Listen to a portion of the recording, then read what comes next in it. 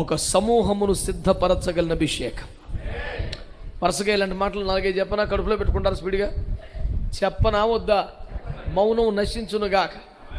సమాధులే తెరవబడే వేళ మీరు నోరులు తెరవబడకపోవటం ఘోరం, అన్యాయం, అవమానకరం. చెప్పమంటారా? మరి ఏమి పలకని కాడికి అంత దూరం నుంచి ఎందుకు వచ్చావు బాయ్? మళ్ళీ ఎదురుకుండా కూర్చుని ఉన్నావు. దేవుని స్తోత్రం. హల్లెలూయా, హల్లెలూయా. మోషే వలె ఒక జనమును విమోచించగలిగిన అభిషేకం కావాలి. యెహోషువ వలె పట్టణమును స్వాధీనం చేసుకున్న అభిషేకం కావాలి.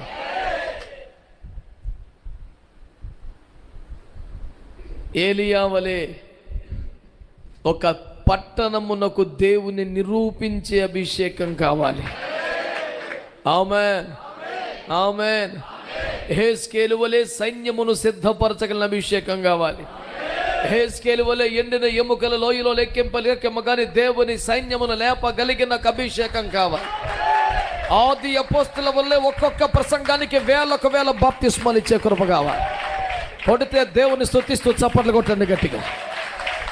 ఆత్మలో రేపబడుతూ విశ్వసిస్తూ నిజముగా ఆ కృప నాకు కావాలి ప్రభా, అభిషేకం నాకు కావాలి ప్రభా.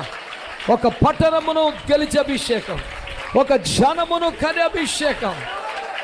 ఆమేన్, ఆమేన్, హల్లెలూయా. చాలా మందిని పడగొట్టేసే వాళ్ళు, లెగ్గొట్టేసే వాళ్ళు మనం చూస్తాం. ఇప్పుడు అభిషేకం విడుదల చేస్తాడు టచ్ అని అల్లాడించే వాళ్ళని చూస్తాం. అమ్మో అనుకుంటాం. కానీ ఇలాంటి సౌండ్లేమి లేకుండా సైలెంట్గా మోషే అట్లా చేయి పెడితే, చేయి పెట్టగానే యెహోషువ జ్ఞానాత్మపూర్ణుడైపోయాడు. అంటే చేతులు ఎంత అభిషేకం ఉంది అసలు. అమాయకంగా కర్ర పట్టుకొని నడుతూ ఉంటాడు మనిషి. 80 సంవత్సరాలుగా ఉట్టి చెప్పులతో నేల మీద నడిచాడు. గాడిది కూడా లేదు ఆయనకి. ఆనాటి వాహనమైనా, కనీస వాహనమైన గాడిది కూడా లేదు. ఎక్కడ హడావుడి చేసినట్టు కనపడలేదు ఆయన. అట్లా చేయి పెడితే ఒక వ్యక్తి ఒక జీవితానికి సరిపడా సేవ చేయటానికి 31 మంది రాజులను చావగొట్టి, ఎలాంటి జ్ఞానం అంటేనండి ఆయన ఏలుబడిలో మోషే కాలములోనైనా చిన్న చిన్న విభేదాలు విమతాలు కొంచెం ఎవడైనా వాయిస్ రైజ్ చేశాడు, కానీ జాషువా టైంలో ఒక్కడ మాట మాట్లాడాలి. రేయ్ రేయ్ ఇట్రా, ఈ జిల్లా నీదంటే దండలా వెళ్ళిపోతాడు. ఇంకా రేయ్ ఈ మెరక ఈ కొండ నీదంటే అలాగే బాబా అంటమే. ఇంకా ఆడు అది ఇచ్చావు నాకు ఇది ఇచ్చావు అని మాట్లాడతలేదు ఎవడికి ఏది ఇవ్వాలి, ఎక్కడ ఇవ్వాలి, ఏ రాజునట్టు సాగు కొట్టాలి. 9 అడుగులు ఉన్నాడు ఒకడు, మంచమే పడుకుంటాడు. ఆ ఓగాడు అనేసేసాడు. ఆయన చేసి మామూలు పనులు కాదు, ఒంటి చేత్తో 31 మంది రాజులను చెప్పేశాడు. ఏం పని చెడ్డే ఆయనకి ఎలా వచ్చింది అబ్బాయి అంటే, నన్ను ఆయన గారు అలా చెయ్యేశారండి అంతే. పెద్ద కూటం లేదు, అడవులు లేదు. బతికితే అట్టు బతకాలి సార్. ఎందుకో అడిగిన అడగపోయిన నెత్తి మీద చేతులు వేసుకుంటా, కళ్ళు మూసుకున్న మీద నీళ్ళు పోసుకుంటూ తిరుగుతుంటా. పనికి మళ్ళీ పని నీకు ఎందుకురా? అందరు కళ్ళు మూసుకుని ఆరాధన చేసుకుంటే ఇక్కడ ఉన్నాడు, దిగి వెళ్ళిపోతాడు. అందరినీ తాకేసి కోసేసి గోలగోలు చేసేసి ఎందుకురా? నువ్వు కదిలితే ఏమవుతుందిరా? ఆయన కదలాలా? ఎందుకు తిరిగేస్తున్నావు? గోల తప్ప ఏం లేదు అంటే నా మీద పడి ఎడతాడు ఒక్కొక్కడు తప్ప. నీ మేలు కోసం చెప్తున్నాను. నువ్వు తిరిగి వెళ్ళిపోతావు, ఏముండదు. అర్థమైందా? ఒక బలమైన గాలి వస్తే లెక్క వేరు ఉంటుంది. లేకపోతే నువ్వు అలిసిపోతే, నువ్వు తిరిగితే రూపాయి ఉపకారం లేదు. ఇంకా దేవుని మనకి అవమానం తెచ్చి పెడతాం. ఇంకో రోజు కదా ఇంకో రోజుకైనా ఆ పుణ్యం కట్టుకోక కుదురుకుండమని అందరినీ మనవి చేసుకుంటున్నానండి. ఎట్లా ఉండాలి? చేయి పెడితే మోషే చేయి పెట్టినట్టు ఉండాలి. మోషే చేతులు ఉంచగానే ఆ పదం చదివితే నాకు పిచ్చి వచ్చేస్తుంటుంది. అసలు ఏం చేతులు అయ్యా బాబా ఈ చేతులు!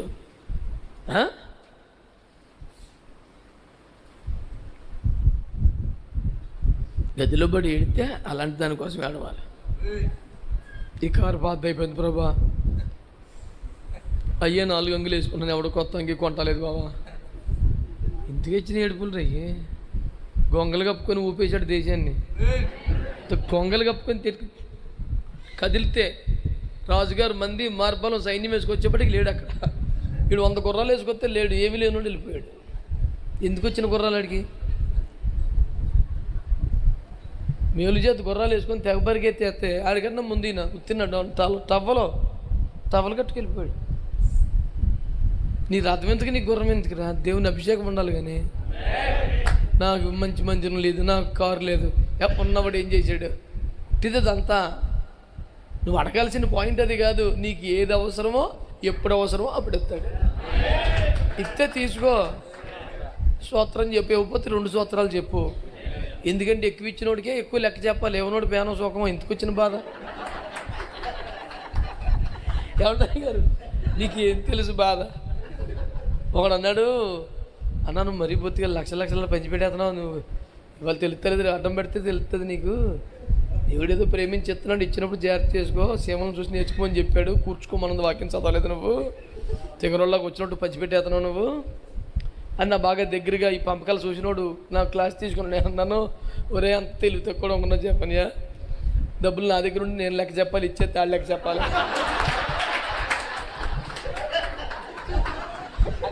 అయ్యి బాబు అన్నాడు. మరి ఎరా అంత అమ్మాయి ఉన్నాను నేను, తెగరండి ఏంట్రా, ఇన్ని దేశాలు తిరిగి ఇన్ని కష్టాలు పడి లక్షలు తెల్ల పంచిపెట్టి సమాంగి ఇంటికి వస్తాయి ఖాళీ జోబులు వేసుకొని శుభ్రం పడుకుని పోవచ్చు. నేను చిన్న ప్రార్థన చేసుకొని ఎవరికి ఇచ్చానో వాడు చెప్పుకుంటాడు లెక్క.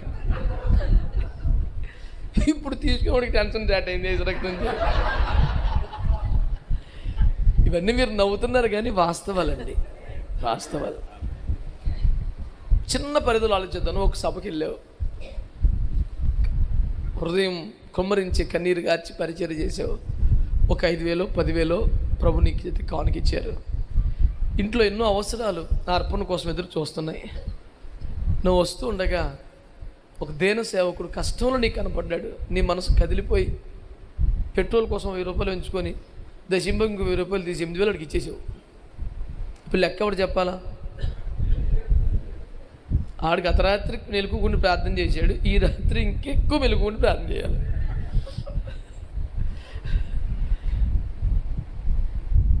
మీకు అర్థమైందంటారా?